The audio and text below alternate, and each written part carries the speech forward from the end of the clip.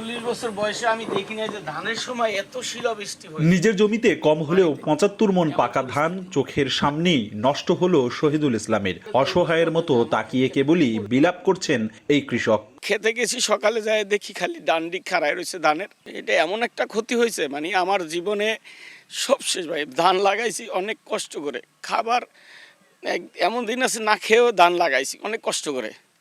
ওষুধ কিনতে গেলে অনেক তো দাম। বরিশালের বাবুগঞ্জ উপজেলার মধ্য রাকুদিয়া গ্রামে কারো ধান ক্ষেত, কারোর গেছে কলা বাগান। সোমবার মধ্যরাতে শিলাবৃষ্টিতে একরের পর একর ফসলি জমির পাশাপাশি গাছ উপড়ে ঘরও ভেঙেছে। গাছ পড়ছে আর এই কলা গাছ ভাঙছে আর ধান তো গেছি। 25% জমিতে 200 কলা গাছ ছিল। 200 কলা গাছে মনে করেন পুরোটাই শেষ হয়ে গেছে। তাছাড়া মনে করেন আমার এই কাকার ঘরের উপরে যে গাছ পড়ছে, এই গাছেও মনে করেন তার ঘরটা পুরোটাই শেষ হয়ে গেছে। আর ধান তো অনেক ধান হয়েছিল, খুব সুন্দর ফলন হয়েছিল।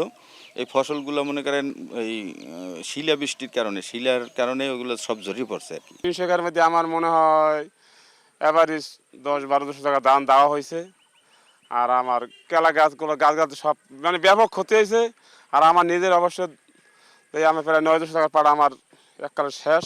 চলতি মৌসুমে প্রথম বৈশাখী ঝড়ে দক্ষিণাঞ্চলের বিভিন্ন উপজেলায় ফসলের ক্ষতি হয়েছে জানিয়ে তা নিরূপণে কাজ করছে বলছে কৃষি বিভাগ। কালবৈশাখী ঝড় হয়েছে, বাতাসের গতিবেগ ছিল 30 কিলোমিটার পার ঘন্টা এবং বরিশালে 26 মিলিমিটার বৃষ্টি হয়েছে। এই বৃষ্টিতে আমাদের মাঠে যে দণ্ডায়মান রবি ফসল এখন আছে, বিশেষ করে বোরো, মুগ, তারপরে আলু কর্তন হয়ে গেছে, গম কর্তন হয়ে গেছে, মরিচ আছে কিছু, আর চীনাবাদাম আছে।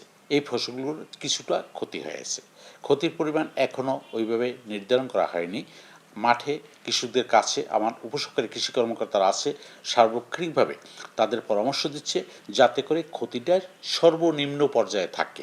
8,25,000 হেক্টর আবাদি জমিতে প্রায় 7 লাখ হেক্টরে আবাদ হয়েছে।